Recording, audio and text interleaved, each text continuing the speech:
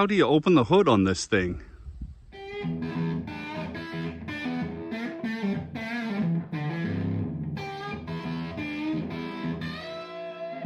What's going on, guys? It's Dave. This is GVA, Ghetto Van Adventures, and this is a Chevy Avalanche.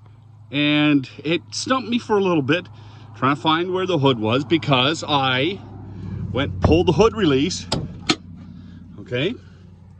Then I walked around the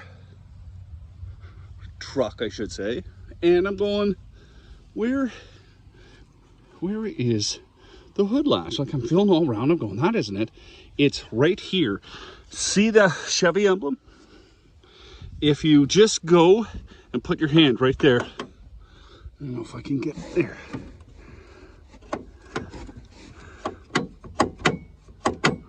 Okay. There you go. So, you know, if you're sitting wondering, how the heck do I get in there? There you go. It's as simple as that. They just tucked it away on you. Anyway, guys, hope this helped. You have a great day, and please stay safe on the road.